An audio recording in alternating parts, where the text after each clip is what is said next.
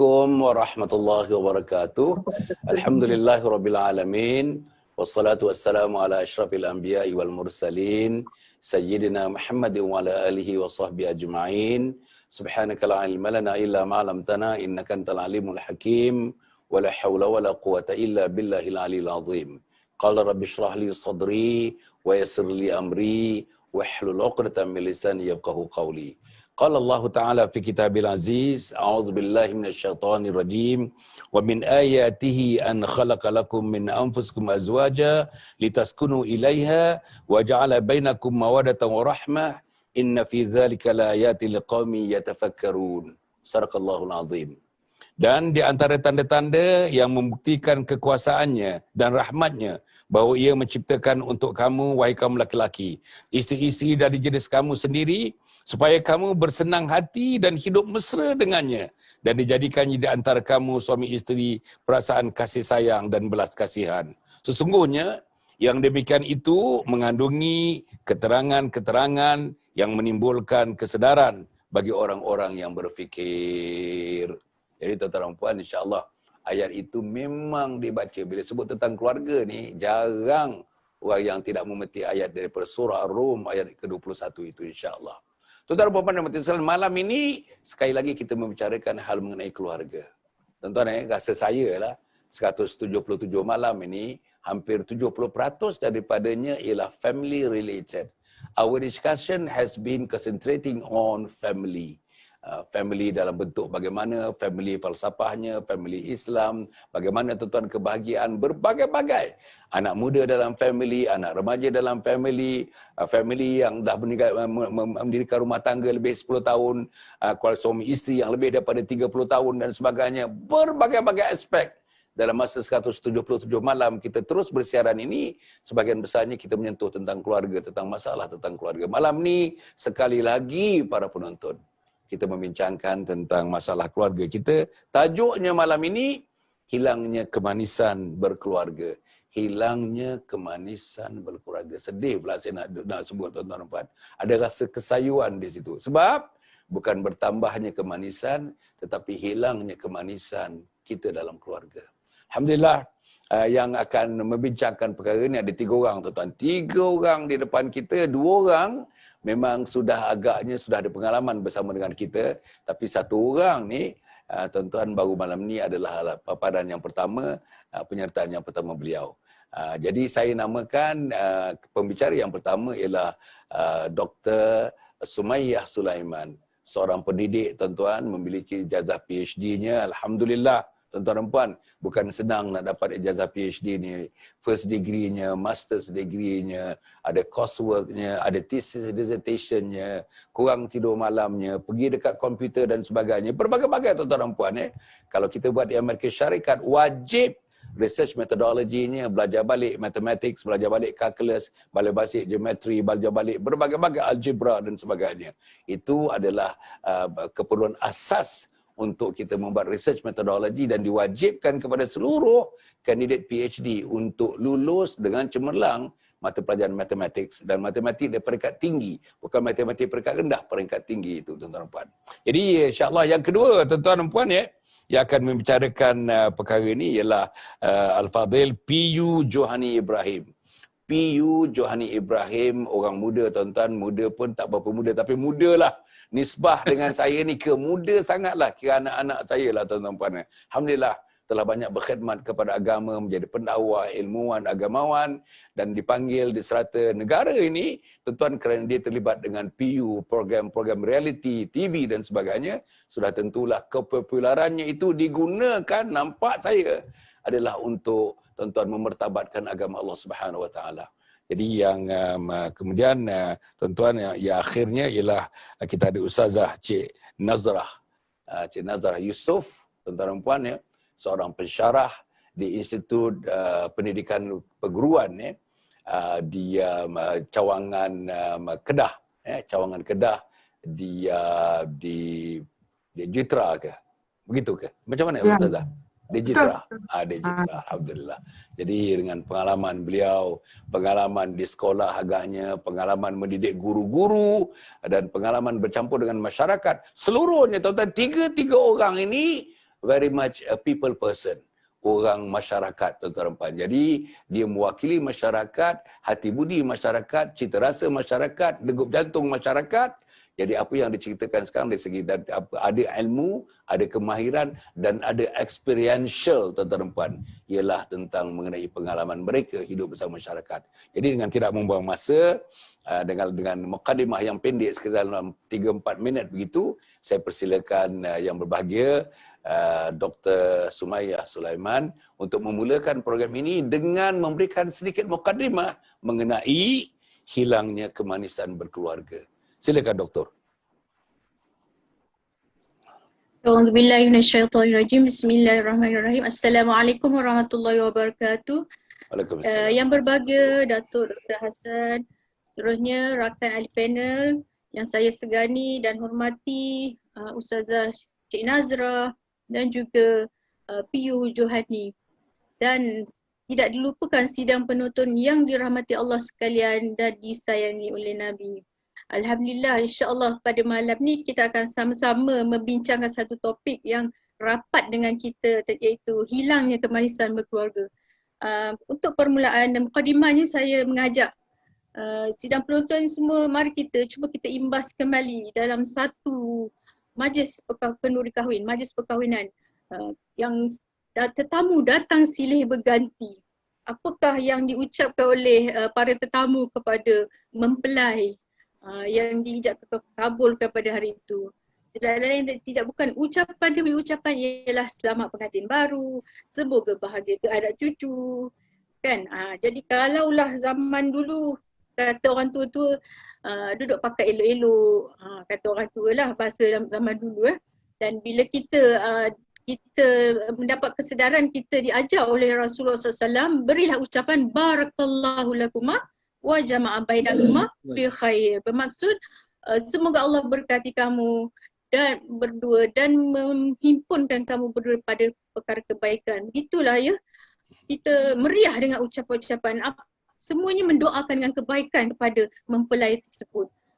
Jadi sebenarnya itu adalah asas, itu adalah permulaan untuk pembinaan satu keluarga, kerana keluarga adalah asas pembinaan masyarakat dan keluarga juga adalah asas pembinaan satu tamadun.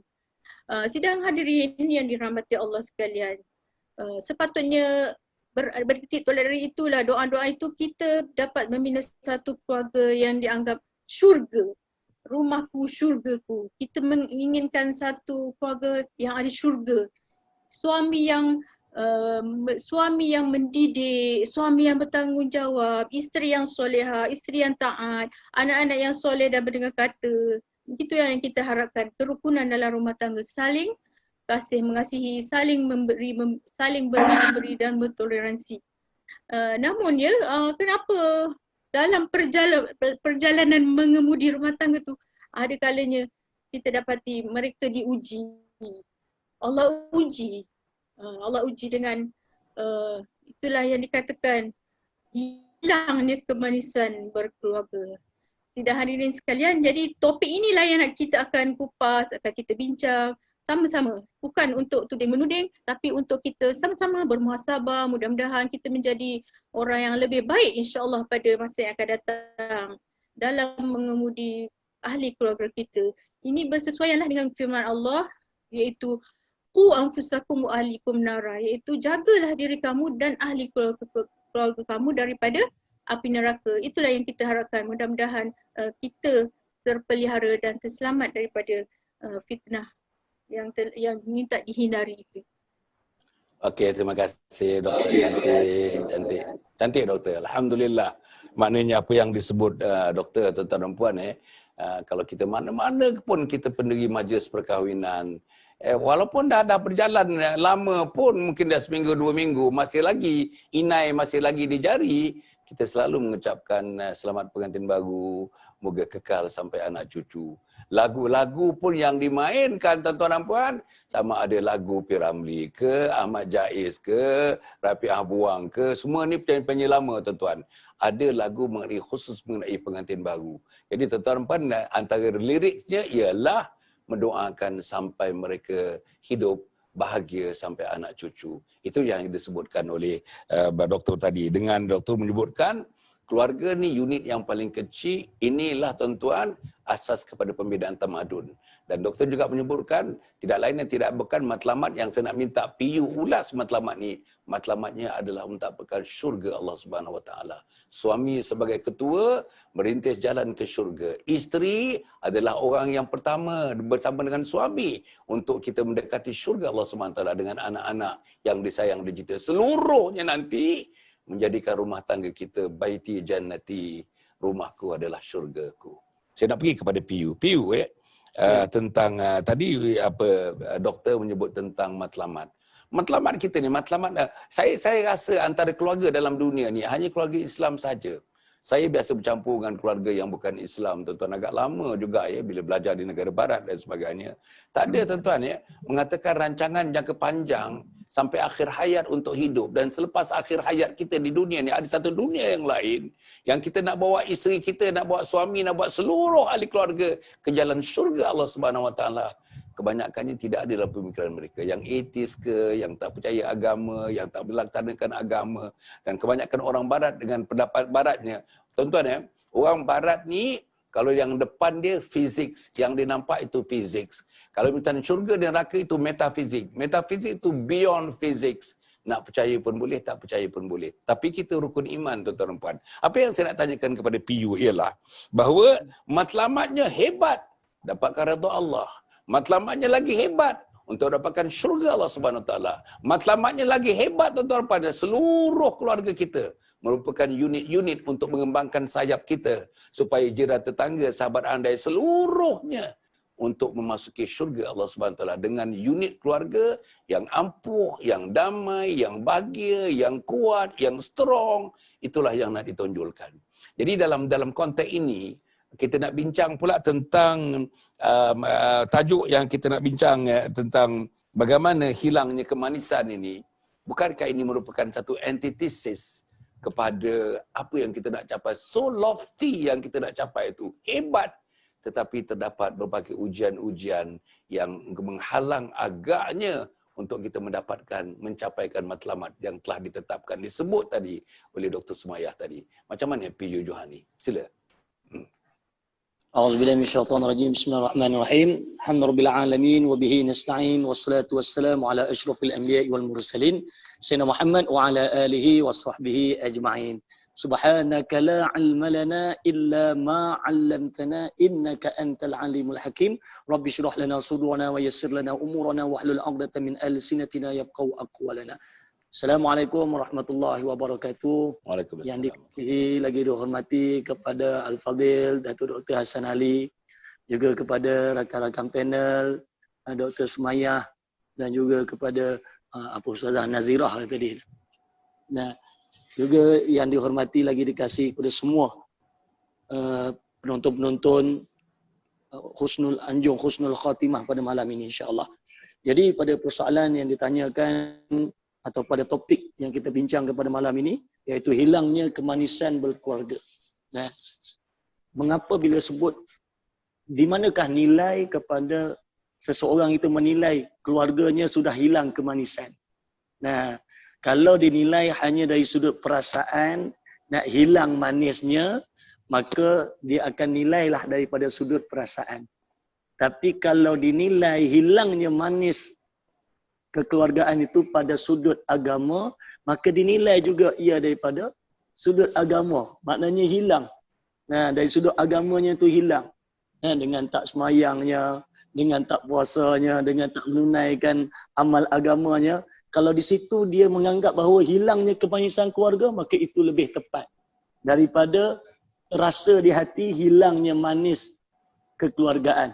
Nah, namun tuan-tuan yang saya kasih sekalian, apabila disebut hilangnya kemanisan dalam keluarga, kedua-duanya, bila kita nilai dari sudut agama, dari sudut ibadahnya, hilang manis, dan dari sudut perasaan pun, boleh dikatakan hilang manisnya kerana Islam juga menjaga hati dan perasaan.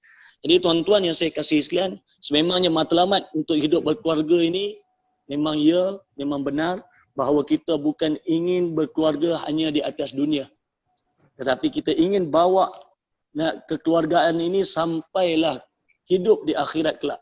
Jadi bagaimana kita nak mencapai kepada merasakan bahagianya keluarga? Tuan-tuan yang saya kasih sekalian, bila disebut Nabi SAW mengatakan kun aliman, jadilah kamu orang yang alim. Nah, kun aliman au muta'alliman au mustami'an au muhibban walam takun khamisan fatahlik. Jadilah kamu orang yang alim ataupun orang yang belajar ataupun orang yang mendengar ataupun orang yang suka. Tetapi jangan kamu jadi golongan yang kelima, nescaya kamu akan mendapat kebinasaan ataupun celaan. Jadi walaupun hadis ini tuju kepada taraf ataupun darajah bagi orang-orang yang belajar, ada alim, ada orang yang belajar, ada orang mendengar, ada orang yang suka. Tetapi di sini juga kita boleh ambil istifadah. Ambil faedah daripada hadis ini juga mengatakan bahawa di sini juga punca ataupun hilangnya kemanisan keluarga. Yang pertama, apabila di dalam keluarga itu tidak mengharmonikan cara ataupun tidak mengharmonikan keluarga itu dengan ilmu. Nah, sehingga kalau boleh setiap keluarga itu mestilah berusaha. Mestilah berusaha yang pertama ni menjadi orang yang alim, terutama kepada suami. Kan? Hari ini hilangnya kemanisan berkeluarga. Kalau nak manis keluarga sampai ke akhirat, mestilah kepada ahli keluarga itu sampailah ia kepada darajah alim. Mengetahui ia, terlebih lagi kepada selok-belok agama. Sebab kita nak bawa bahagia sampai akhirat. Yang kedua, mestilah hidupkan keluarga dengan muta'allim. Setiap daripada ahli keluarga mesti merasakan diri itu tidak cukup ilmu dan sentiasa belajar. Maka suami jangan rasa dirinya pandai. Dia mesti sentiasa belajar. Begitu juga isteri mesti sentiasa belajar. Sekiranya ia ditegur oleh suaminya, maka itu adalah satu teguran yang baik untuk kebahagiaan hidup berkeluarga. Sebab merasakan dirinya masih belajar. Begitu juga isteri, apabila ia menegur suami, maka suaminya juga boleh menerima kerana dia juga dalam tahap muta'allim, masih belajar. Dan begitu juga kemanisan berkeluarga jadi hilang apabila kedua-dua ataupun ahli keluarga sudah tidak bijak dalam bab mendengar. Tidak bijak lagi mendengar. Baik suami tak mau nak dengar atas isterinya, luahan isteri, begitu juga isteri tak mau juga mendengar akan perihal suaminya, begitu juga dengan anak-anak. Dan hilangnya muhibban, kasih sayang, hilang kasih sayang. Jadi kalau ada keempat-empat ini, bagi saya insya-Allah, ini permulaanlah mukaddimah. Bagaimana untuk kita merasakan bahawa kebahagiaan hidupnya berkeluarga ni kita nak bawa sampai akhirat. Orang Inggeris kata til jannah sehingga ke syurga. Insya-Allah. Begitulah tu. Okey. Terima kasih PU. Alhamdulillah apa yang disebut oleh PU tadi, tuan-tuan dan puan, tentang hilang kemanisan keluarga tadi, ialah antaranya tidak lain dan tidak bukan ialah tentang ilmu. Ilmu kekeluargaan, ilmu keisterian, ilmu kesuamian, ilmu anak-anak kalau dah ada anak-anak, tuan-tuan, ilmu menyesuaikan diri antara dengan suami dan isteri. Kadang-kadang kita kahwin 10 tahun, masih lagi tak faham isteri, masih lagi tak faham suami. Tuan-tuan, ramai dulu saya pun pernah menjadi kaunselor selama 13 tahun begitu kan. Ramai dah 10 tahun tak faham lagi. I don't understand her. Saya tak faham dia.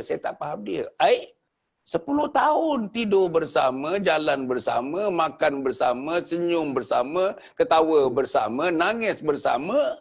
Tapi 10 tahun masih tak faham, sama ada tak mau faham, sama ada buat-buat tak faham, sama ada keegoan yang ada kepada kita menjadikan sukar untuk memahami. Saya nak pergi kepada Ustazah Nazrah. Ustazah Cik Nazrah. Ialah tentang, saya sebutkan tadi tentang orang kahwin 5 tahun dan 10 tahun. Tapi kadar perceraian antara daripada hari yang pertama hingga hari tahun yang kelima, kadar perceraian agak tinggi dan terlalu tinggi sebenarnya. Di Malaysia, kalau di wilayah dan di Selangor, saya diberitahu dan statistik menunjukkan kadar perceraian antara yang tertinggi dalam dunia. Okey, semuanya ada kaitan langsung dengan kemanisan berkeluarga. Ada orang yang hilang manis. Tuan-tuan, sebelum kahwin manis, seluruhnya manis. Senyumnya melebar, kata-katanya, usik-usikkannya, gurau sendanya sangat hebat. Sampai naik bulu roma kita mendengarkan gurau senda mereka. Tapi mereka dah kahwin baru setahun, 2 tahun, 3 tahun. Meleset, tuan-tuan, meleset. Apa yang dicita-citakan tidak berlaku. Isteri cita-cita tidak berlaku, suami cita-cita tidak berlaku. Dan kenapa dalam space yang macam itu, dalam space, kita dengan isteri dengan kita. Hari-hari jumpa, hari-hari tengok, makan sama, tidur sama dan sebagainya. Tetapi kenapa masih kurang memahami? Sebab tidak memahami antara suami dengan isteri. Memahami kepalanya, pahami hatinya, pahami jiwanya, pahami perasaannya, tak dapat dikuasai oleh suami atau isteri, menjadikan sebab manis, tuan-tuan, tidak sampai ke hujung. Macam mana ni sebagai pensyarah yang sudah tentu pensyarah orang dewasa, tuan-tuan, yang datang berjumpa dengan cikgu, menjadi partisipan yang agaknya yang sudah berkahwin 5 tahun dan sebagainya, guru-guru yang datang ataupun orang yang belum menjadi guru lagi, baru nak jadi guru, apa nasihat kita kepada mereka sekiranya mereka masuk ke jenjang rumah tangga itu? Sila, Ustazah. Baik, Assalamualaikum warahmatullahi wabarakatuh. Alhamdulillah, yang dimuliakan Datuk Barisan Gandingan panel kita pada malam ni, Doktor dan juga PU. InsyaAllah perbincangan kita dengan tajuk yang hebat ini, dengan masa kita mungkin taklah dapat banyak kita berbicara.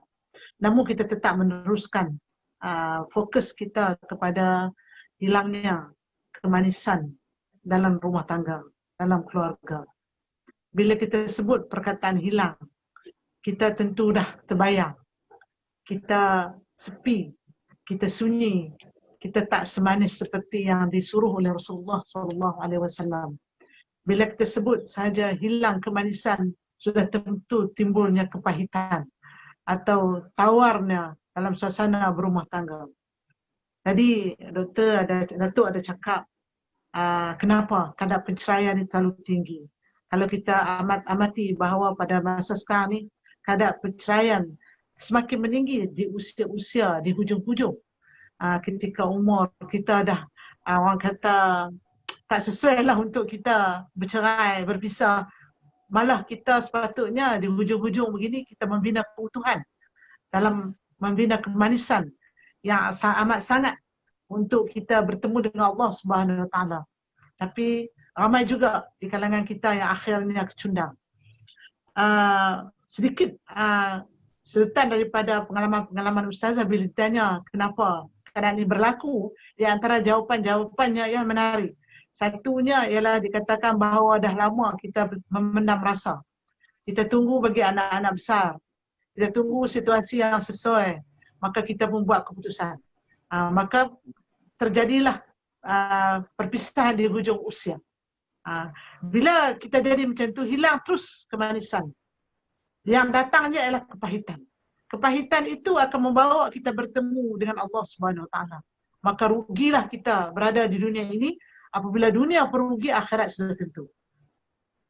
Bila kita menyebut tentang kemanisan, manisan ni dia rumah tangga ni dia akan pudar. Perlahan-lahan akan pudar. Perlahan-lahan akan hilang. Dan perkara ini akan berlaku kerana rapuhnya kasih sayang yang berasaskan, yang bertemakan kepada keimanan. Keadaan ini akan berlaku apabila kasih sayang itu semakin hari semakin rapuh dan terus menjadi bahan yang memedihkan jiwa setiap pasangan rumah tangga. Bila kita lihat kepada keadaan ini, kita nampak bahawa kemungkinan suami dan isteri ini, manis itu akan hilang kerana di antara perkara yang paling fokus sekali ialah pengabaian perasaan kasih sayang itu berdasarkan kepada keimanan. Bukan berdasarkan kepada harta benda. Bukan berdasarkan kepada kekuasaan. Tetapi kasih sayang ini diabaikan, tak dipedulikan. Sehari, sebulan, setahun, sikit. Akhirnya dia gersang. Dia sepi dan dia tak rasa dah manis tu. Manis tu bertukar menjadi tawar. Akhirnya tawar itu menjadi racun. Ini perasaan yang perlu kita jaga daripada awal supaya kita tak akan rasa perkara-perkara ini. Bayangkan kalau kita usia 55 tahun, seorang suami berada di sebuah pejabat, duduk di sana termenung, duduk di sini termenung, duduk di kantin termenung. Bila kita tanya kenapa termenung, saya rasa terlalu sepi. Kenapa keadaan ini berlaku? Berpuncanya ialah pengabaian perasaan kasih sayang. Kita ingat, tak apa, sikit, lama kelamaan, akhirnya tawar. Daripada manis itu menjadi tawar. Dan yang kedua, kemungkinan juga kehilangan kemanisan rumah tangga ini dan akhirnya menyebabkan perceraian ini ialah kerana kita meletakkan penat rasa ketika kita bekerja. Masing-masing bekerja, balik rasa penat. Masing-masing bekerja, balik rasa penat. Bila kita, suami minta untuk memberi perhatian, ambil ayat dekat abang segelas, kita pun jawab. Kita pun letih, tangan pun ada, bangkit sendiri, tenaga pun ada, sama-sama letih. Pasal apa kita nak suruh orang lain minta? Ayat-ayat yang macam tu, bila dibina berhari-hari, berbulan-bulan, bertahun-tahun, akhirnya dia jadi hampa. Dia jadi tawar. Kemanisan tu perlahan-lahan, dia tak hilang segrup. Dia tak hilang serentak. Tetapi dia hilang sedikit-sedikit. Dan akhirnya dia akan sepi dan sunyi. Dan yang selalunya lagi, kita bila sampai ke peringkat kita ada cucu, kita ada anak, pelarian kasih sayang itu dah bermula.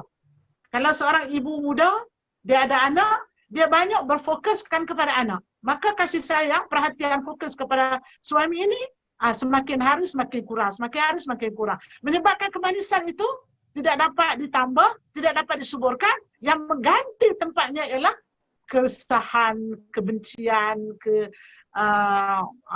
kata boring. Dia akan ganti tempat kemanisan. Dia akan ganti, tetap akan ganti. Sebab perasaan kita ni, dia akan kosong. Dia mesti ada penggantinya. Jadi bila kita kata, bila ada anak, kita fokus lebih pada anak. Maka hilang tanggungjawab kepada suami. Bila isteri letih, suami ada kerja-kerja luar yang tak difokuskan kepada, tak membantu isteri dalam keadaan mengurus anak-anak. Maka akhirnya masing-masing membawa diri. Kemanisan akan hilang. Dan satu lagi, kalau peringkat ujung ni, cucu.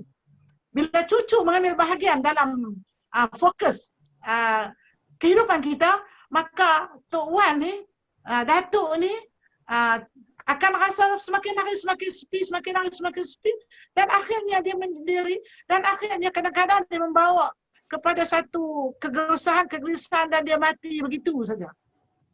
Hidup dia akan, ending dia akan begitu saja. Jadi itulah perkara-perkara penyebab-penyebab yang bermulanya di antara penyebab yang menyebabkan kemanisan rumah tangga ni akan hilang, dia perlahan-lahan. Dia bukan sekaligus hilang. Dia sedikit-sedikit. Apabila kita mengabaikan perasaan kasih sayang yang berdasarkan kepada keimanan, yang kedua kita hilang fokus daripada tanggungjawab kita sebenar, anak kepada lebih kepada anak, hilang tanggungjawab kepada suami, ataupun suami ada aktiviti luar, hilang kepada rumah tangga, dan apabila sampai di ujung tua Doktor, Piu, kita sibuk pula dengan cucu. Menyebabkan kemanisan semakin hari semakin pudar, semakin hari semakin rapuh. Dan akhirnya hilang dan mati dalam keadaan yang begitu. Sekian, terima kasih. Cantik. Maknanya, para penonton yang hormati sekalian, daripada pusingan yang pertama, diakhirkan dengan Ustazah Cik Nazrah tadi, jelas tuan-tuan dan puan, mengabaikan kasih sayang yang bersendikan kepada keimanan. Tuan-tuan dan puan, yang ini saya nak tangkap ni, kasih sayang yang bersendikan kepada keimanan. Tuan-tuan dan puan, dalam pengalaman kita yang saya pun bagi tahu tadi, pengalaman kita berdiskusi selama 177 malam ini, memang tuan-tuan dan puan, cerita tentang keluarga, hilang kasih sayang yang bagaimana? Kasih sayang yang akarnya, akar tunjangnya, foundationnya, platformnya, asasnya adalah keimanan kepada Allah Subhanahu Wa Taala. Inilah yang diulang, yang ditekankan oleh tadi Ustazah tadi, tuan-tuan dan puan. Dan saya rasa alhamdulillah dan kasih sayang terbahagi-bagi. Bila ada anak, tuan-tuan dan puan, tumpuan kasih sayang kepada suami isteri dah berkurang. Ada cucu pula, tuan-tuan dan puan. Cucu ni tuan-tuan, ada nikmat kecucuan ni satu benda. Saya ada 14 orang cucu tuan-tuan, nikmat, sangat-sangat nikmat. Dekati mereka nikmat, tangisan mereka nikmat, kencing berak mereka nikmat, hingak mereka pun nikmat. Kalau tak ada mereka tuan-tuan, satu kekosongan tuan-tuan, kosong. Di alam kita berumur 60-70 ni tanpa cucu, tanpa anak. Masya Allah, apalah artinya satu kehidupan. Tuan-tuan dan puan, saya nak pergi balik kepada Dr. Sumayah. Doktor, kita tadi cerita banyak mengenai tentang sekarang kita nak pergi terus, kita nak pergi kepada tadi dah konsep tadi, peringkat awal tadi konsep. Sekarang ni saya nak pergi kepada satu perkara yang selalu dibincangkan. Ada kaitannya dengan PU sebut tadi, ada kaitannya dengan Ustazah sebut tadi, iaitu persoalan laki-laki, terutamanya laki-laki. Yang dikaitkan ni laki-laki. Yang ego ini. Ego ni masalah besar. Semua orang ada ego. Agaknya the one differentiate between us, it is just a matter of degree. Darjahnya. Saya ada ego 60%. Satu orang ada ego 40%. Satu orang ada ego 70%. Ada orang pula egonya mungkin 99.9%, tuan-tuan. Jadi biasanya ego itu dikaitkan atau dikalungkan kepada suami. Jadi Ustazah, dalam ego ni ada kaitan dengan ego ni lah. Ego ni rasa dia hebat, rasa dia jempulan, rasa dia manusia yang memang cakapnya memang orang tunduk, orang ikut dia dan dia tak boleh disanggah, pendapatnya tak boleh disanggah. Dia ada sikit unsur-unsur cepat marah, baran dan sebagainya adalah kerana keegoannya. Jadi Ustazah, kalau dapat doktor sampaikan kepada kita, kepada para penonton, ribuan para penonton yang sedang menyaksikan program ini, bagaimanakah caranya? Yang pertama, kaitan ego dengan kemanisan rumah tangga. Kedua, kalau boleh dalam masa singkat 5 minit ini, macam mana kita nak menundukkan ego? Sama ada suami atau isteri, in particular dalam tulisan-tulisan menyebutkan ini berlaku kepada suami. Sila. Bismillahirrahmanirrahim. Terima kasih yang berbahagia doktor atas soalan tadi. Jika kita lihat dalam keluarga ni, dia sebut perkataan ego ni memang ia adalah satu penyakit dalam rumah tangga. Kalau kita bila orang yang ada ego ni, dia tak boleh ditegur, dia akan rasa dirinya betul, dia akan cepat merajuk, macam-macam lah petanda-petanda ego tu, dan semua itu adalah kalau kita buka kita tasawuf adalah sifat mazmumah sebenarnya. Dan yang boleh memakai pakaian ego ni hanyalah Allah Subhanahu Wa Taala saja. Sebab Allah itu raja segala raja, dia pemilik segala. Yang boleh memakainya hanyalah Allah, sifat al-kibru, sifat al-mutakabbiru. Akan tetapi kita manusia tak boleh berpakaian dengan sifat itu. Jadi dalam bila kita berbicara tentang sifat ego dalam rumah tangga ni, ini adalah satu perkara yang membawa kepada perselisihan, perkara yang membawa kepada kehancuran dan ketidakharmonian dalam rumah tangga itu. Dia sebenarnya kalau dia boleh dikata, ada orang mengatakan sinonim dengan suami, tapi dia boleh berlaku pada dua-dua pihak sebenarnya.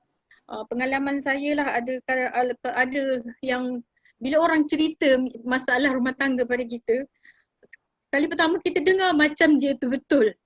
Tapi bila kita dengar daripada dua pihak, rupanya sama-sama saja, 2 kali 5.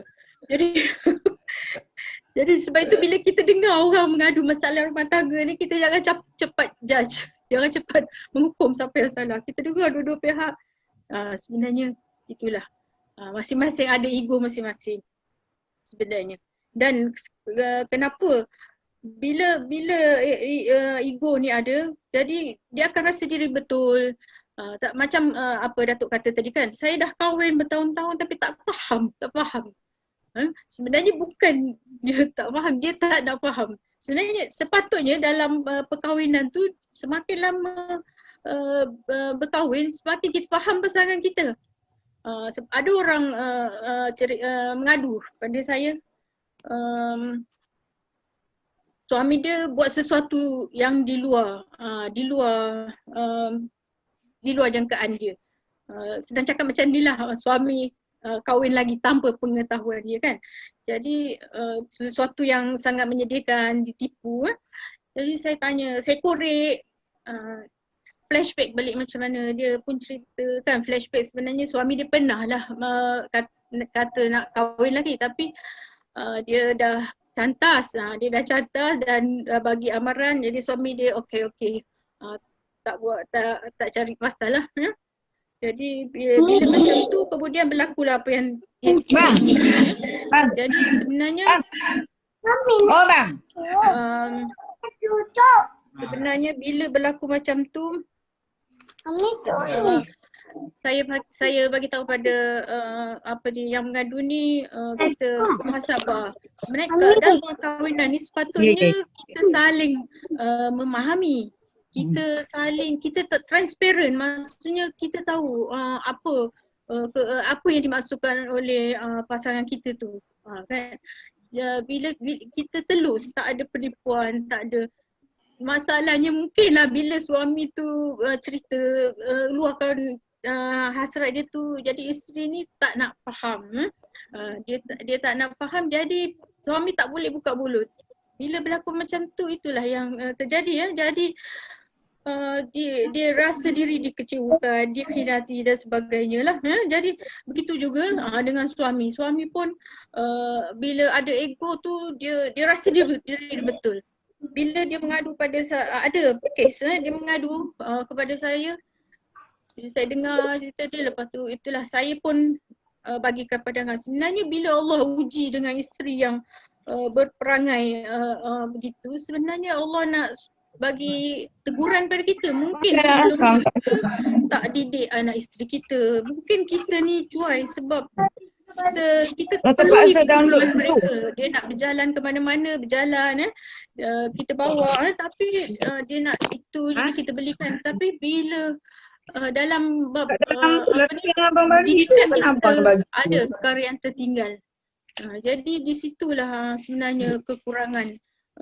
Dia berpunca daripada itulah ego, tak nak baiki diri. Sepatutnya kita dalam perkahwinan ni kita fokus untuk membaiki diri kita. Saya percaya inilah juga amalan orang-orang yang rumah tangga yang berjaya. Sentiasa nak baiki diri, sentiasa jangan fokus kepada kelemahan, tapi kita fokus kepada kekuatan pasangan tu. Itu yang pertama lah, berkaitan ego dengan cara rumah tangga. Jadi yang seterusnya iaitu cara bagaimana nak menundukkan ego ini. Tidak lain dan tidak bukan, kita kembali kepada tujuan asal. Matlamat perkahwinan tu nak membesarkan Allah. Jadi kita kena bawa Allah dalam kehidupan kita. Tapi apa yang berlaku, hidup kita sangka kita boleh dapat bahagia dengan material contohnya, dengan harta, dengan pangkat. Tapi sebenarnya perkara tu nampak di dunia ini dikejar semakin hilang. Jadi bila kita hilang niat kita hilang, fokus kita daripada mencari cita Allah, sekarang itulah nafsu ni akan bermarajalela. Allah akan uji kita. Sebab itu jangan kita tinggalkan Allah dalam perkahwinan lebih-lebih lagi. Itu sajalah dari saya. Alhamdulillah. Mana tuan-tuan dan puan yang disebutkan oleh Dr. Sumayah tadi, tuan-tuan dan puan, hal mengenai ego. Ego ni ada pada semua orang, dan dia katakan tuan-tuan, ego ni tidak tertentu kepada suami saja, tapi ego ini pun ada kepada isteri, maknanya selagi kita bersifat manusia ni, sifat ujub, sebab kita mementingkan diri, sebab kita menabik dada kita sendiri, ada pada semua orang. Mungkin orang lelaki lebih menonjol jika dibandingkan perempuan tentang ego ini. Nombor dua, apa yang disebutkan oleh doktor tadi, tuan-tuan dan puan, ialah ego ini kita kena untuk kita menjaga rumah tangga kita ni. Macam mana caranya supaya kita yang ada ego ni diberikan kesedaran supaya kita dapat, tuan-tuan dan puan, apa setidak-tidaknya merendahkan sikit tentang dia punya volume ego kita itu. Dengan berbagai-bagai cara yang dapat dibuat, tuan-tuan. Caranya tidak lain dan tidak bukan, jalannya adalah jalan agama. Sebab itu, tuan-tuan dan puan, ya, cara menundukkan ego tadi sebutkannya, dia kata apa? Bawalah Allah dalam kehidupan. Bukan bawa Allah lagi, tuan-tuan. Letakkan Allah itu di depan, di belakang, di kiri, di kanan, di atas, di bawah, seluruhnya. Kehidupan kita ini bersandarkan kepada Allah Subhanahu Wa Taala. Allah segala-galanya, tuan-tuan. Segala-galanya Allah Subhanahu Wa Taala. Maknanya, tuan-tuan dan puan, kalau kita nak mencapai matlamat keluarga kita menjadi matlamat baiti jannati, keluargaku adalah rumahku, adalah syurgaku, maka tidak lain dan tidak bukan jalannya jalan Allah, jalan yang pernah diteroka oleh seorang insan, kekasih daripada kekasih Allah. Siapa insan itu? Junjungan besar Nabi Muhammad sallallahu alaihi wasallam. Okey, sekarang ni kita nak pergi kepada PU, ya. Kita pergi PU Johani, ya. PU tadi saya sebut hujungnya ialah contoh nak tengok rumah tangga yang mekar sepanjang-panjangnya. Rumah tangga yang mekar daripada hari yang pertama, mekar. Bukan saja, tuan-tuan, isterinya lebih tua daripada dia, isterinya lebih kaya daripada dia dan sebagainya. Isteri yang bilangannya agak ramai, tuan-tuan dan puan, ya. Tetapi semuanya menikmati kasih sayang yang tidak berbelah bagi. Semuanya saling cinta mencintai. Semuanya saling gantung-menggantung harapan di antara mereka. Dan harapan itu ditunaikan oleh junjungan besar Nabi Muhammad sallallahu alaihi wasallam. Tuan-tuan dan puan, kalau kita baca cerita sirah Nabi Muhammad, macam mana dia melayani isterinya, macam mana dia mengendalikan keluarganya, tuan-tuan dan puan, kalau kita ikuti, dosa banyak-banyaklah. 10% daripada apa yang Nabi buat, insya-Allah rasanya baiti jannati itu sudah ada, tuan-tuan, di pekarangan hidup kita. Tapi kalau kita membelakangkan kehidupan yang dicorakkan Nabi Muhammad sallallahu alaihi wasallam, tuan-tuan, it's going to be a doom, tuan-tuan. Itu akan menjadikan kehancuran, perpecahan kalau kita tinggalkan Allah, tinggalkan Rasul dalam kita melayari kehidupan berkeluarga. Jadi macam mana PU, ya, tentang contoh suri tauladan kita, tidak lain dan tidak bukan ialah rumah tangga yang dibina oleh Nabi Muhammad sallallahu alaihi wasallam. Agaknya kalau dapat PU serlahkan sedikit, ya, cebisan daripada kehidupan berumah tangga Nabi untuk dijadikan sebagai ibrah kepada teman-teman para penonton yang mata sekalian ini, agaknya saya rasa bermanfaat kepada mereka yang sedang mengikuti program kita. Sila PU. Mana PU tadi? Hilanglah. Auzubillahi minasyaitonirrajim. Bismillahirrahmanirrahim. Ada, okey, sila. Ada. Sila, cakap terus. Auzubillahi minasyaitonirrajim. Bismillahirrahmanirrahim. Terima kasih kepada Datuk pada soalannya, ialah kepada bagaimana untuk kita mencontohi baginda Nabi sallallahu alaihi wasallam dalam hidup berkeluarga. Jadi nak sebut kepada semua apa yang disebut oleh dibuat oleh Nabi sallallahu alaihi wasallam memang terlalu banyak, kan? Tetapi apa yang menjadi tunjang kepada kehidupan baginda Nabi sallallahu alaihi wasallam dalam keluarga ialah yang pertamanya ialah tunjang keimanan kepada Allah Subhanahu wa taala. Apabila Nabi sallallahu alaihi wasallam itu sangat yakin kepada Allah Subhanahu wa taala, begitu juga ia mendidik anak dan isterinya kepada yakin juga kepada Allah Subhanahu wa taala, maka inilah kepada tunjang utama kebahagiaan hidup keluarga baginda Nabi sallallahu alaihi wasallam. Namun tuan-tuan yang saya kasih sekalian, serba sedikit kepada komentar jugalah pada apa yang disebut oleh Dr. Sumayyah tadi nak bila sebut tentang keegoan, dan Dr. Hasan Ali pun sebut bila ego ni banyaknya kalau dalam hidup rumah tangga tu mestilah dikaitkan dengan suami nak. Mesti dikait dengan suami. Tetapi ada juga kadang-kadang bukan suami saja ego, tetapi isteri juga ada keegoan. Bila kedua-duanya ada ego, sebabnya dua-duanya ada nafsu, ada nafsu, ada syahwah. Jadi bila ada perkara itu, sememangnya kedua-duanya akan mudah untuk berselisih faham. Disebabkan masing-masing nak mempertahankan prinsip-prinsip yang ada pada diri.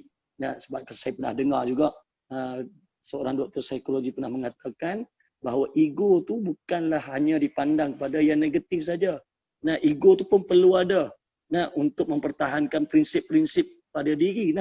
Tapi ada pada tempatnya.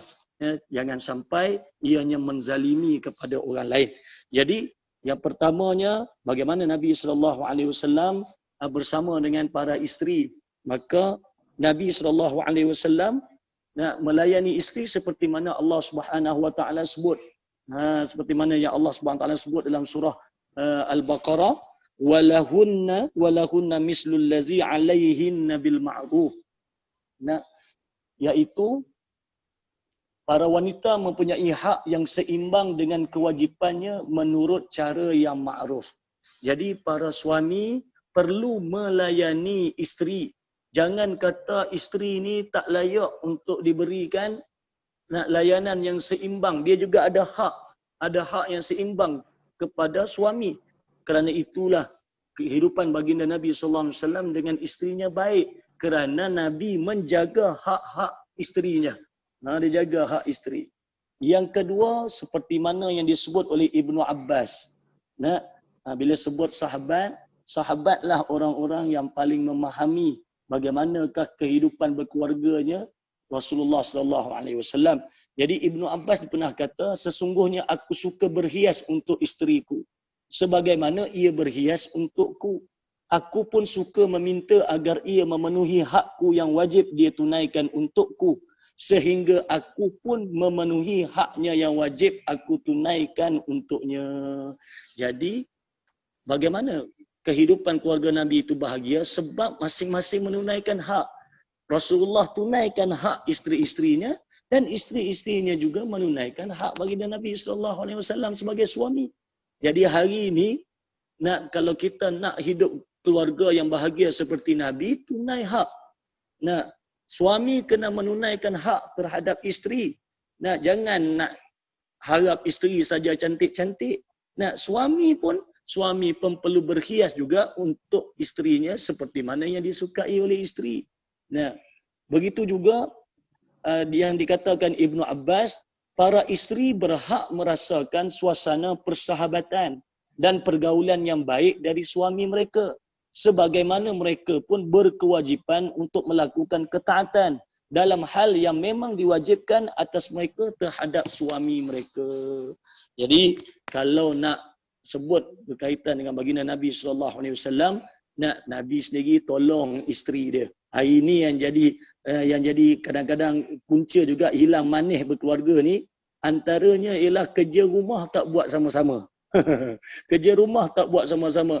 Semuanya nak diberi kepada isteri sebab merasakan isterilah suri rumah. Dialah orang yang perlu membuat kerja-kerja rumah. Inilah suatu perkara yang salah pada tanggapan ramai suami, meninggalkan kerja rumah hanya untuk isteri, biar dia berpenat lelah dengan rumah tangga tanpa ia membantu.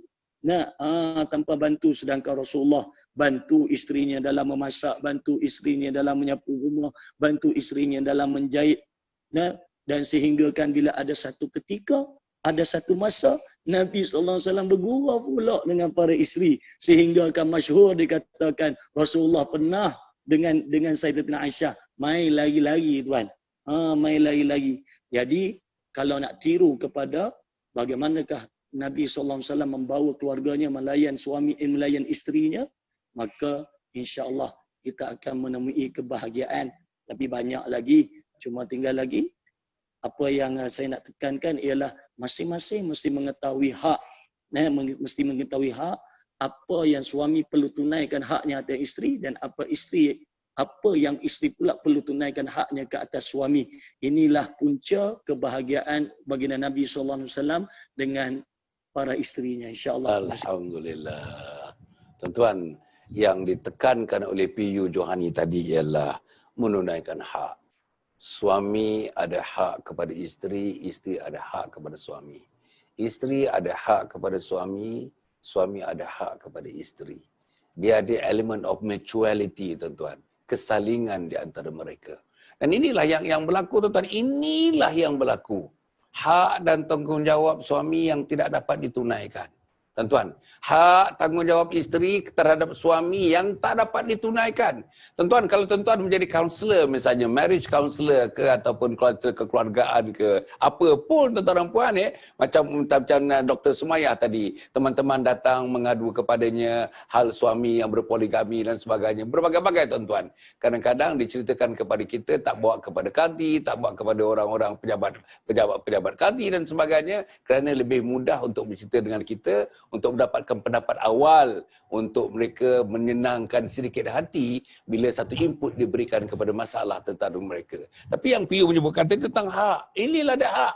Tapi PU juga menyebutkan tadi tuan-tuan, suami-suami berapa orang, saya nak tanya, berapa orang daripada suami-suami yang dah kahwin 5 tahun, yang dah kahwin 10 tahun, yang kahwin 20 tahun, betul-betul sudah membaca buku tentang hak dan tanggungjawab suami. Isteri pula sudah menjaga, sudah membaca, menghadam buku-buku mengenai hak dan tanggungjawab. Kalau buku-buku tak dapat dihadam, tuan-tuan, ceramah-ceramah di masjid, ceramah-ceramah di surau, walaupun tidak mengkhusus kepada tajuk-tajuk sedemikian, tapi ada menyentuh persoalan-persoalan itu. Dan seminar-seminar cukup banyak, online seminar cukup banyak, tentang keluarganya, tentang isterinya, tentang suaminya, tentang anak-anaknya. Tuan-tuan dan puan, kalau terdedah TV, tuan-tuan buka pagi-pagi TV, keluarga. Buka TV mana pun, keluarga. Jadi tuan-tuan dan puan, kalau kita tidak ambil bahagian, kalau suami tak ambil bahagian, kalau isteri tak ambil bahagian, kalau anak-anak tak ambil bahagian, sayang tuan-tuan, sayang. Di Malaysia ni, untuk kita dapatkan panduan-panduan tu tuan-tuan, bayangkan tuan-tuan, Ustazah Nazrah bersama dengan kita, Dr. Sumayah bersama dengan kita, PU Johani bersama dengan kita, yang sudah menyertai kita ni tuan-tuan, 177 malam ni, 182 daripada profesor-profesor, doktor-doktor, profesional-profesional, pendakwa-pendakwa, ilmuwan-ilmuwan, agamawan-agamawan, telah bersama-sama dengan kita memberikan sikit tuan-tuan, pandangan dan pendapat mereka, hasil daripada kajian, hasil daripada bacaan, hasil lagi mutalaah mereka, kitab-kitab, buku-buku dan sebagainya. Dan inilah tuan-tuan, inilah gelanggangnya, inilah arenanya tuan-tuan, inilah dia. Sebab itu, kalau dalam program ini, ketika ini, anak-anak kita tak ikut program ini, kita sendiri tak ikut program ini, isteri kita tak ikut program ini, sayanglah tuan-tuan, sangat-sangat sayang. Bukan senang nak mendapatkan sedikit tuan-tuan buah fikiran daripada Dr. Sumayah. Bukan senang nak dapatkan fikiran daripada orang yang berpengalaman. Seperti Ustazah Nazrah menjadi pensyarah, tuan-tuan, mungkin pensyarah kanan di Institut Perguruan di Negeri Kedah di sana, tuan-tuan dan puan. Dan begitu juga anak muda kita daripada PU Johani. Tuan-tuan dan puan yang mati sekalian, saya nak pergi ni dalam pusingan yang kedua ni, tuan-tuan dan puan, insya-Allah nak pergi kepada Ustazah Cik Nazrah. Ustazah, kalau kita lihat Ustazah, dalam hadis-hadis, banyak hadis yang dikumpulkan. Hadis, kalau kita buka tuan-tuan, hadis tentang kekeluargaan banyak tuan-tuan.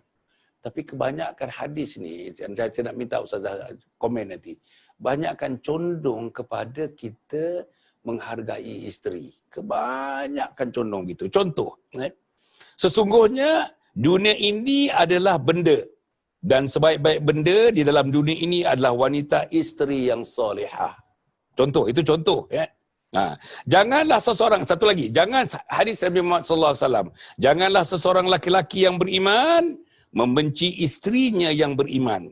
Bila ada perangai yang tidak disukai, pasti dia redha, senang dengan perangainya yang lain itu. Hadis riwayat dari Imam Muslim, tuan-tuan. Dan satu lagi hadis tentang ini, tuan-tuan, supaya kita mengasihi wanita, menyayangi isteri, mendekati isteri, memahami isteri.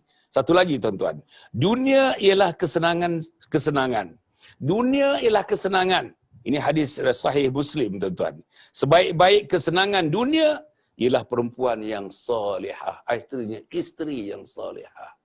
Jadi Ustazah, banyak hadis ini nampaknya menjurus kepada wahai suami, sayangi isteri. Wahai suami, kasihi isteri. Wahai suami, pahami isteri. Wahai suami, berikan tanggungjawab kamu kepada isteri. Wahai suami, pimpinlah isteri. Semuanya tuan-tuan dan puan ya. Tetapi yang sebalik wanita isteri kepada suami pun ada.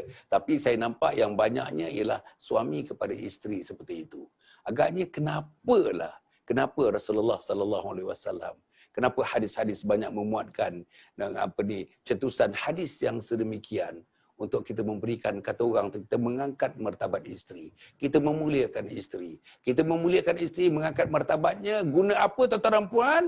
Sebab isteri ini permaisuri dalam rumah kita, tuan-tuan. Dia raja dalam rumah, dia juga permaisuri dalam rumah. Sila Ustazah. Baik, terima kasih Datuk atas persoalan yang telah pun diceritakan dengan panjang lebar. Beberapa hadis dinyatakan, sebenarnya banyak hadis-hadis yang kita baca tentang pengiktirafan, penghargaan. Kenapa ditujukan kepada kaum wanita. Walau bagaimanapun, Allah masih lagi juga menetapkan bahawa wanita solehah itu wanita yang pandai menjaga suami dia. Wanita yang menjadi suami dia itu tertarik dengan diri dia. Mana dia, walaupun Rasulullah kita nampak menyebut tentang penghargaan wanita itu bertubi-tubi hadis. Dari dalam kesimpulan yang lain, dalam hadis yang lain, Allah Subhanahu Wa Taala mengangkat darjat wanita soleh itu apabila dia mampu menjadikan diri dia, rumah tangga dia tersenyum oleh suami dia. Dalam suasana macam mana pun, suami dia tersenyum dengan kehebatan akhlak isteri dia. Baik, kemanisan ni dia akan hilang tanpa penghargaan, tanpa pengiktirafan. Dia akan hilang. Membina rumah tangga perlu kepada kepedulian. Kepedulian suami dan isteri, dan kita sentiasa hendaklah saling berterima kasih. Saling berterima kasih, suami berterima kasih, isteri berterima kasih, dan saling juga kita melengkapi dan saling memerlukan. Maka apabila kita ada sikap, perasaan, saling memerlukan, suami perlu isteri, isteri perlu suami. Makna dia ada pengiktirafan, penghargaan. Dalam kehidupan Rasulullah sallallahu alaihi wasallam, kalau kita tengok, kita nampak pun macam tak ada nilai. Tetapi kenapa Rasulullah sallallahu alaihi wasallam setiap kali dia nak solat, contohnya solat tahajud. Dengan Aisyah, bila nak bangun solat, kenapa Rasulullah memberitahu kepada Aisyah dia nak solat? Padahal kalau tak cakap pun tak apa, tak beritahu pun tak apa. Rasulullah nak pergi keluar dengan tugas-tugas yang lain. Dia beritahu kepada isteri dia. Kenapa? Kerana dia memberi pengiktirafan, perasaan kepada isteri dia. Rasulullah melatih para suami supaya memberi penghargaan kepada suami. Walaupun sepatah, walaupun sedikit, walaupun tak perlu pun. Tapi kenapa Rasulullah menunjukkan sikap dia macam tu? Dia nak memberi tahu kepada para suami, buatlah macam ni. Inilah kemanisan. Hilang keegoan. Dalam kemanisan ini tidak ada keegoan. Hilang kezaliman. Hilang penderaan. Dari segi psikologi, dari segi emosi, dari segi fizikal. Jadi isteri ini, bila dia dapat penghargaan, macam mana Rasulullah SAW, dia rasa diri dia dipedulikan. Kerja ni banyak. Duit tak penting. Tetapi apabila hidup ada nikmat kasih sayang, hormat menghormati, saling memerlukan, sentiasa solat berjemaah, kemaafan ada di mulut, menyantuni suami, menyantuni isteri dalam rumah tangga. Kita meletakkan rasa perasaan itu dipedulikan. Maknanya kita tak boleh kata ini perasaan semua, ini perasaan. Perasaan itu perlu dipedulikan. Maka itu timbul pengiktirafan. Contoh yang kedua Ustazah bagi. Bagaimana Rasulullah SAW memberi pengiktirafan di dalam rumah tangga. Setiap kali perkara-perkara yang nak dilakukan, mesti bermusyawarah. Ada musyawarah. Walaupun dengan isterinya Aisyah. Contoh, satu ketika Rasulullah mendapat daging kambing. Dapat daging kambing ini, kata kepada Rasulullah, kata kepada Aisyah, ambillah daging kambing ini, berilah kepada isteri, kawan-kawan dia, kawan-kawan sana. Beri juga kepada kawan-kawan Sayyidatina Khadijah. Kenapa Rasulullah SAW memberitahu kepada isterinya suruh buat macam ni. Kerana dia suka sharing. Itu adalah satu percontohan yang menunjukkan pengiktirafan. Bila ada pengiktirafan, susah jadi senang, berat jadi ringan. Tak ada rasa benci sayang, dia akan melembutkan hati, dia akan timbul kasih sayang. Banyak teransur bila ada pengiktirafan. Isteri mengiktiraf, contoh, tadi PU cakap, suami ni susah nak kerjasama, melakukan kerjasama, bertanggungjawab bersama tentang hal-hal dapur, rumah tangga dan sebagainya lah. Kerana kadang-kadang isteri ni pun dia berat juga mulut dia nak mengucap terima kasih tu. Kadang-kadang suami ni dia sidai baju pun, di ampayan tu ada yang tangan tak sama, sendak tak sama, tak cantik lah. Jarang isteri ni dia nak puji dulu. Dia akan kata, ya sudah lah kalau macam tu. Sidai pun tak habis, tak ke bawah kering pun tak sama. Suami dia kira kering dia. Dia habislah tangan duduk kat mana pun, kaki sendak duduk di mana pun. Sengit kat mana pun. Yang sepatutnya pengiktirafan tu diberi, wabang terima kasih lah baik. Pasal boleh sidai kain dan gan sikit lah, boleh finishing kain, boleh angkat kain, boleh sidai kain. Itu dah cukup dah. Sepatah dua saja pun dah cukup dah. Memberi kebanggaan kepada si suami ini, menyebabkan rumah tangga kita tu akan balance. Jadi kalau kita mengharapkan isteri saja nak pengiktirafan, mungkin tak balance. Suami pun dia macam manusia, ada perasaan. Jadi kita kena memberi penghargaan tu. Oleh sebab itu, kemanisan tu akan disuburkan, akan sehat, akan subur, akan ceria. Sebab kemanisan ni dia tak akan boleh hilang kalau kita sentiasa menyuburkan dia. Dan kemanisan ini walaupun dia hilang tapi kita boleh bawa balik kan? Kita boleh bawa kembali. Kita boleh baiki kemanisan ni. Kalau kita rasa dah lama kita tak bercuti dengan suami, dengan anak-anak, itu dah mula kita boleh bawa satu kemanisan. Itu pergi bercuti dan sebagainya. Jadi pengiktirafan ini perlu kita faham bahawa Nabi SAW banyak memberi pengiktirafan. Kalau kita tengok dalam khutbah wada', apa pesan Rasulullah SAW? Iaitu dia memberi pengiktirafan kepada wanita kan? Dalam khutbah wada'. Bagaimana pada suami jangan mengecilkan hati seorang ibu. Lepas tu jangan memek muka, kena jaga.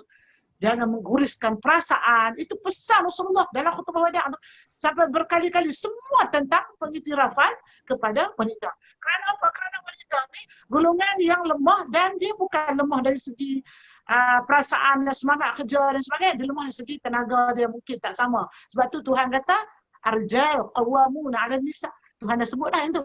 Jadi kita tak boleh nafikan. Oleh sebab itu tuan-tuan dan puan-puan, pengiktirafan ini perlu kita letak sebagai nombor satu. Suami mesti iktiraf isteri nombor satu. Isteri letakkan suami nombor satu. Bila letak nombor satu, makna tinggilah status kehidupan. Maka kita nampak kalau pasangan itu saling meletakkan sama-sama hebat, keegoan tu dia akan cair, dia akan pudar. Ada ego, tapi ada waktu yang sesuai digunakan. Lepas tu kita jangan memperkecilkan pasangan kita. Bila kita kecil, tak ada lah pengiktirafan. Isteri pula kalau dia buat kerja apa pun, dia ingat bahawa kita bukan nak dapat pengiktirafan atau puji-pujian daripada suami, tapi kita menunggu pengiktirafan daripada Allah SWT. Jangan letak untuk mendapat pengiktirafan suami itu nombor satu. Letak pengiktirafan Allah nombor satu. Baru kita tak kecewa. Kalau kita tak dapat pengiktirafan pun, orang tak puji kita masak pun, kita tak kecewa. Dan seterusnya ialah kita kena rajin berdoa. Dalam menekalkan kemanisan ni, kita kena rajin berdoa.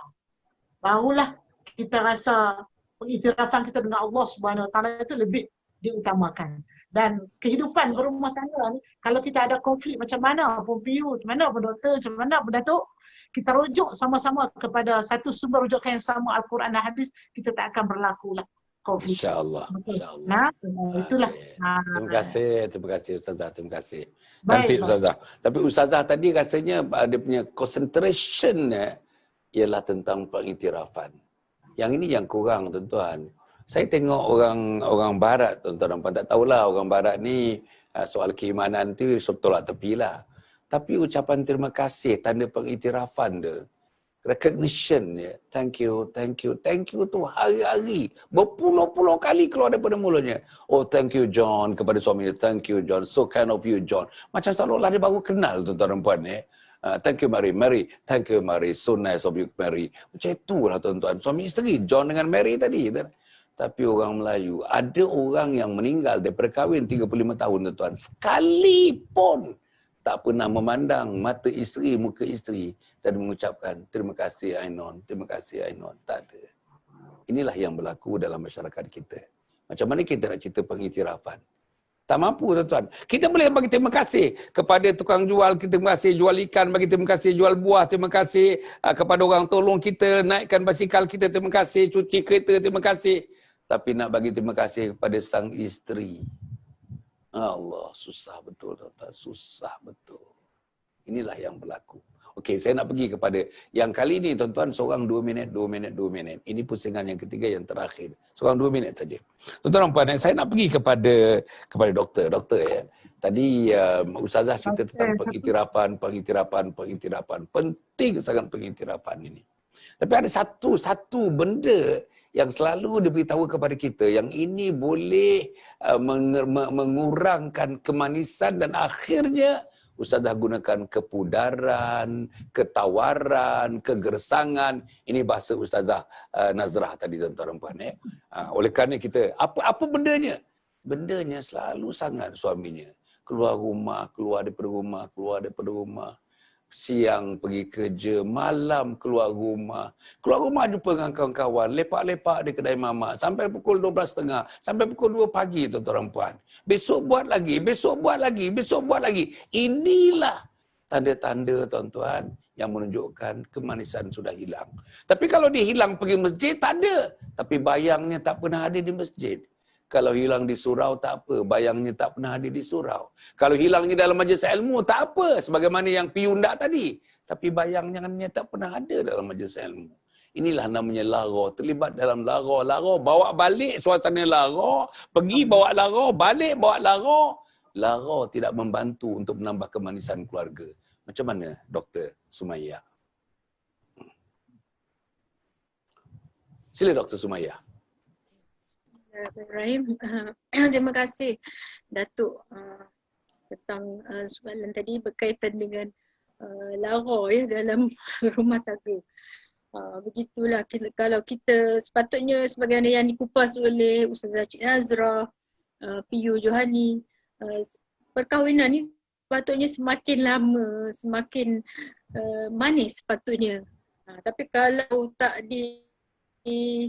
pupuk dengan iman, kalau tidak ada aktiviti kita harian kita itu untuk membesarkan Allah, jadi apa yang kita besarkan adalah sebaliknya lah. Kita akan jadi membesarkan nafsu, kita akan jadi membesarkan dunia. Jadi hilang sudah Allah dari kehidupan kita. Mungkin kita solat, tapi solat kita tak khusyuk. Mungkin kita baca Al-Quran tapi kita tak tadabbur, tak faham. Jadi pokok pangkalnya sekarang ni sebenarnya lara ataupun lalai itu sebenarnya berpunca daripada hubungan kita dengan Allah dan hubungan kita dengan manusia. Kerana itu dalam kehidupan berkeluarga ni, para sidang hadirin sekalian, dua perkara ni jangan kita abaikan. Yang pertama, hablum minallah. Hubungan kita dengan Allah sentiasa kita perbaiki. Ibadah kita, solat kita. Adakah kita tunaikan solat berjemaah dengan anak-anak kita? Adakah kita bertadarus membaca Al-Quran dengan anak-anak, kan, dengan isteri kita? Dan adakah kita sama-sama menjadikan rumah kita tu masjid ataupun pawagam? Semuanya kita kena muhasabah. Walaupun kita dah menunaikan, dah melakukan ibadah-ibadah yang lahir tu, pada masa sama kita sentiasa kena muhasabah. Jangan kita rasa kita dah baik, nanti Allah akan uji. Allah akan uji. Sebenarnya makin kita yubtalal mar'u hasbadini. Maksudnya orang beriman tu akan diuji. Semakin kuat iman, semakin Allah akan uji. Kerana itulah ubat ataupun yang paling menghalang dari benteng daripada perkara-perkara lara, perkara-perkara yang tidak dalam berterusan merosakkan perkahwinan, kebahagiaan dalam rumah tangga kita itu. Itu saja dari saya. Okey, terima kasih. Nampaknya talian pun kurang baik. Nampaknya tadi ada masanya doktor hilang sikit beberapa saat kan ya. Agaknya internet ada sikit masalah pada malam ini. Saya nak pergi pada PU ya. PU ya. Satu lagi, ini kita hujungnya 2 minit je PU. Dikatakan tuan-tuan dan puan, tanda yang kemanisan sudah mula hilang. Bukan completely lost ya, sudah mula nak hilang. Ialah sifat suka marah-marah. Dah mula marah-marah, sering marah-marah, sikit sebab pun marah. Tuan-tuan lambat buat air marah, air manis sangat marah, tawa sangat marah. Duduk tuan-tuan lambat taruh seatbelt marah. Tuan-tuan dan puan ya. Berbagai-bagai. Kita nak kona misalnya isteri tanya isteri, ada tak kereta belakang? Isteri tak tengok cermin, marah. Semuanya tuan-tuan dan puan. Apa pun daripada pagi sampai ke petang sampai ke malam, yang didengar ialah isteri, ialah bahasa yang kasar, menjerit-jerit, marah, mata yang merah-merah, mata yang berair, telinga yang agak kemerah-merahan, mengatakan tentang marah dan sebagainya, menggambarkan kemarahan. Macam mana kalau misalnya PU pengalaman sendiri dan juga melihat apa yang berlaku dalam masyarakat, terutamanya institusi keluarga, tentang elemen unsur marah-marah sebagai satu tanda bahawa kemanisan sudah terhakis. Sila PU. Baik. Bismillahirrahmanirrahim. Bila sebut marah, ini memang sifat kepada manusia yang ada nafsu. Namun Nabi SAW melarang kita daripada mewarisi sifat syaitan ni, iaitu marah-marah ni. Bagi saya, kepada marah-marah ni terjadi apabila sudah hilang manis lah. Hilang manis. Yang keduanya sudah tidak ada kesepahaman, maka jadi marah-marah. Tapi yang saya nampak sebenarnya ialah bila Allah gabungkan suami dan isteri, yang mana isteri itu seorang perempuan dan suami seorang lelaki, sememangnya umum mengetahui lelaki dan perempuan ni dua insan yang berbeza. Beza, banyak perbezaan. Cuma bila digabungkan, memang ada beza, tetapi suami mesti mengetahui akan perbezaan apa yang dipandang oleh isteri terhadapnya. Dan begitu juga isteri, perbezaan yang ada pada dia terhadap suaminya. Jadi kadang-kadang tidak meraihkan perbezaan ni. Tak meraihkan perbezaan. Sememangnya macam tadilah Cik Nazrah pun kata, kalau bab rumah tangga ni, bab apa dapur, bab kain apa semua ni memang perfect kat orang perempuan. Benda kecil-kecil pun semua dia boleh fikir. Tapi orang lelaki memang susah. Bagi dia tuala dekat apa kursi tu okey bagi dia. Jadi sama-sama kalau tahu benda tu, dah tahu suami rasa macam tu. Tetapi isteri, dia tak boleh gitu. Jadi suami perlu mengubah sikapnya. Perlu ubah. Begitu juga isteri. Apa yang tidak disukai ataupun yang dipandang oleh suaminya baik atau buruk, maka dia kena penuhi kalau perkara itu tak ada pada dia. Jadi benda inilah yang akan mengakibatkan ataupun mengelak daripada marah-marah ni. Marah-marah. Jadi bagi saya, marah ini seperti yang Nabi sebut, selagi mana kamu ada perasaan marah, selagi itulah kamu akan dikawal oleh syaitan, ditendang kamu seperti bola. InsyaAllah. Okey. Terima kasih PU. Ditendang seperti bola tuan-tuan dan puan. Kalau kita mempunyai sifat yang sedemikian, tuan-tuan, kita berada di satu kedudukan, tuan-tuan. Orang yang marah ni, pertama orang tak suka. Orang marah ni, kedua dia biasa diasingkan. Orang marah ni kita tak suka tengok muka dia. Orang marah ni kita tak suka dia meraihkan dan kita raihkan. Orang yang marah ni kita tak suka dia jadikan tetamu dan mentetamukan kita. Orang yang marah ni kalau boleh, tuan-tuan, kalau boleh lah, tuan-tuan, dia hidup seorang-seorang aja dalam dunia dia, tuan-tuan dan puan. Itu penghabisannya lah. Tapi apa yang saya nak sebut, tuan-tuan dan puan, sifat ini insya-Allah, sifat marah-marah ni balik pada Ustazah kata, balik kepada Dr. Sumaya kata, balik kepada keimanan, tuan-tuan, iman. Insya-Allah orang yang marah, kita dah tengok, saya dah tengok pola kehidupan manusia. Mereka yang mengamal agama, tuan-tuan, boleh bentuk diri mereka dengan mudah. Mereka yang beramal agama, tuan-tuan, daripada muka mereka, simahum fi wujuhihim min athari sujud, daripada muka mereka nampak tanda-tanda mereka sujud menyembah Allah Subhanahu wa taala. Inilah orang yang beriman, tuan-tuan. Inilah yang orang beriman. Tanda-tanda mereka antaranya, tuan-tuan dan puan, rajulun dzakarallahu khalian fafadat aina. Dan orang laki-laki, orang-orang kita pun yang suka menyendiri, dalam menyendiri itu merasakan agungnya Allah, kerdilnya dia, menyebabkan, tuan-tuan, mencucuran air mata keluar. Air mata dia marah isteri, air mata dia tengking isteri, air mata dia tidak adil kepada isteri. Inilah, tuan-tuan, contoh suami yang beriman, tuan-tuan. Satu lagi contoh suami yang beriman, rumah kita dekat masjid, tapi suami tak pergi masjid. Rumah kita dekat masjid, anak tak pergi masjid. Kan dikatakan, rajulun qalbuhu mu'allaqun bil masajid. Salah satu ciri ahli syurga itu ialah mereka yang hati mereka selalu rindu kepada masjid. Jadi kalau rindu kepada masjid, insya-Allah rindu kepada isteri. Rindu kepada masjid, rindu kepada kasih sayang. Rindu kepada masjid, rindu tidak mahu berlakunya pertengkaran di antara suami dan isteri. Itu dia, tuan-tuan dan puan, insya-Allah. Jadi yang akhirnya nak pergi kepada Ustazah sikit, Ustazah dalam masa 2 minit ni.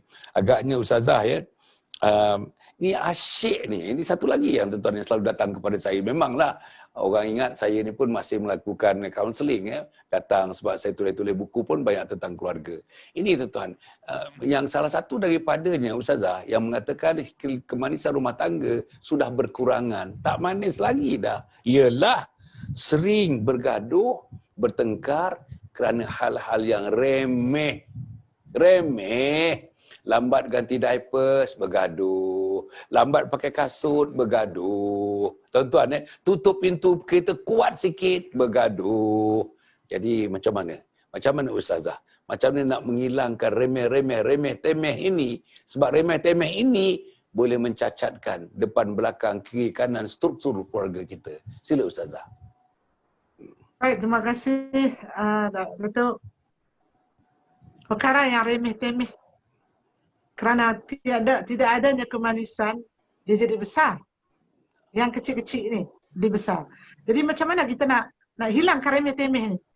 Ya, apa yang kita perlu ada dalam diri kita sebagai seorang isteri atau suami, kita balik kepada menghormati. Menghormati isteri, menghormati suami. Adanya perasaan sayang, hormat, ihsan kita tu tinggi kepada suami ataupun isteri. Perasaan itu datang dari mana? Datang daripada keimanan kita. Bila kita rasa bahawa hidup ini tidak sunyi daripada salah dan silap. Kita rasa hidup ini tak sunyi daripada lupa dan lalai. Hidup ini tak sunyi daripada kita marah-marah kepada orang lain. Kita manusia bukan sempurna. Jadi kita bisik bila waktu dah lapang, suami isteri kita cakap baik-baik. Cuba cari satu situasi masa yang menjadikan situasi itu dirindui oleh kita pada suatu masa akan datang. Contohnya, bila kita kata, Datuk kata tadi tutup pintu kereta kuat. Tak apa, dia marah, kita diam. Lepas daripada tu, ni abang, kan nak pesan dekat abang. Memanglah pintu kereta tu memang dia bunyi kuat. Pula bukan larat tarik. Jadi kena terderas tu memang tak tahu rasa dia deras macam mana. Jadi abang janganlah kata apa-apa kat ni. Situasi macam tu selalu kita kena ada. Kita memberi nada suara yang merayu atas kelemahan-kelemahan kita tadi. Kalau suami pun macam tu, isteri pun macam tu. Kalau selalu ada macam tu, tuan-tuan dan puan, insya-Allah lama-lama akan hilang yang saling mengata, saling marah dengan perkara-perkara yang kecil-kecil ni. Kadang-kadang kita, contoh kita bantu ayat manis. Pasal apa ni manis ni? Selalu tak kena manis, gula murah kan? Dia bunyi macam tu. Tak apa, kita diam. Diam tu penting. Diam tu memberi satu kenikmatan, memberi satu manfaat, memberi satu hikmah kepada kita. Wa imma suami, wa imma isteri. Tapi lepas lama, ni abang jangan cakap macam tu lain-kali. Dia kan terasa sangat. Kalau abang tak cakap macam tu, abang elok-elok sudah. Awak ayat ni mandi, cakap elok-elok macam tu. Barulah rasa seronok sikit, rasa tak bersalah sangat. Ayat yang macam tu selalu kita kena ada. Baru dia boleh kurang, boleh turun. Jadi suami tu lemah gitu. Suami tu dia rasa kesian gitu. Tapi kalau kita kena tahu orang pandai nak sebut manis, masin, buat sendiri tak mau. Kalau macam tu sampai bila pun tak selesai masalah. Oleh sebab itu, ayat-ayat yang macam tu, bahasa saya macam tu, dia menjadi satu perkara yang dirindui pada suatu ketika nanti. Dia akan dirindui ayat-ayat macam tu dan menjadi satu percontohan kepada anak cucu. InsyaAllah. Tak percaya, buat. Itu pesan Ustazah. Setakat tu dulu. Terima kasih. Para penonton yang hormati sekalian, habis kita tuan-tuan dan puan saya rasa tuan-tuan dan puan, insya-Allah apa yang disebutkan oleh Dr. Sumaya, oleh PU Johani, oleh Ustazah Nazrah, tuan-tuan dan puan, saya rasa hiduplah tuan-tuan. Inilah yang hidupnya. Kita kadang-kadang tercari-cari, kesian tuan-tuan.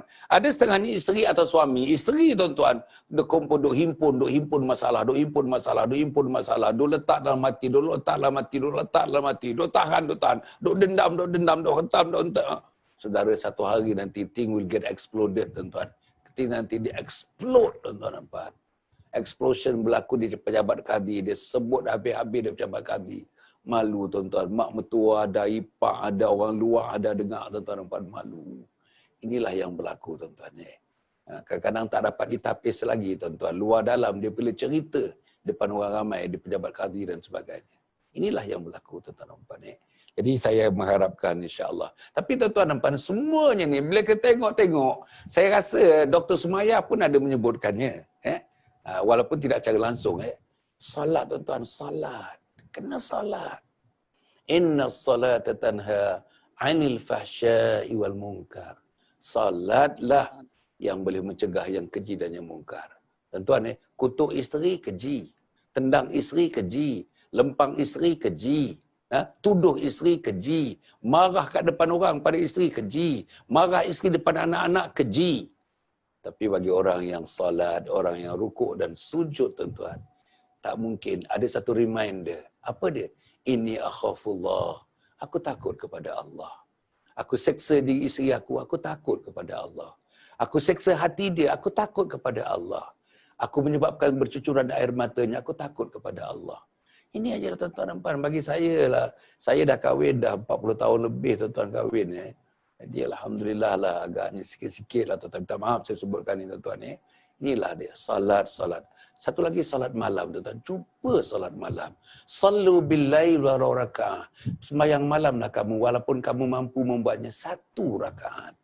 Tuan-tuan, menangislah di waktu dini hari. Menangislah waktu di penghujung malam. Nabi mewajibkan dirinya dalam tangisannya, dia menyebut tuan-tuan dan puan, dia menyebutkan kebanyakan tuan-tuan, dia menyebutkan tentang taubatnya kepada Allah, pengampunannya. Ada dikatakan 100 kali disebutnya sehari. Ada hadis mengatakan 70 kali disebutnya. Dan kebanyakan disebut dalam tahajudnya tuan-tuan dan puan. Jadi kalau Nabi yang tak berdosa boleh buat begitu, macam mana Hasan Ali yang syarat dengan dosa ini? Dosa dengan Allah, dosa dengan Rasul, dosa dengan mak, dosa dengan ayah, dosa dengan isteri, dosa dengan anak-anak, dosa dengan jiran, dosa tempat kerja, dosa dengan tuan-tuan sekarang ni tuan-tuan, para penonton, followers, likers. Allah. Jadi marilah sama-sama tuan-tuan, jangan tinggal salat, Man taraka as-salata muta'ammidan faqad kafara jihara. Siapa yang meninggalkan salat dengan sengaja, wahai suami, wahai isteri, dalam konteks kemanisan keluarga, siapa yang meninggalkan sembahyang dengan sengaja, maka telah kafir terang-teranglah dia. Garis pemisah antara kufur dengan Islam, kufur dengan iman adalah salat.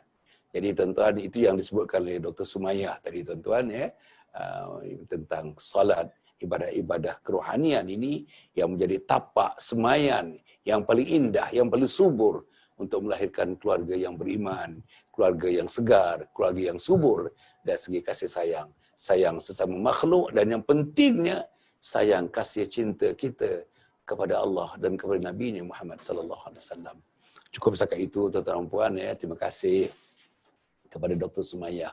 Saya harap yang akan datang ni Dr. Sumayyah jangan seri-seri datang lagi lah.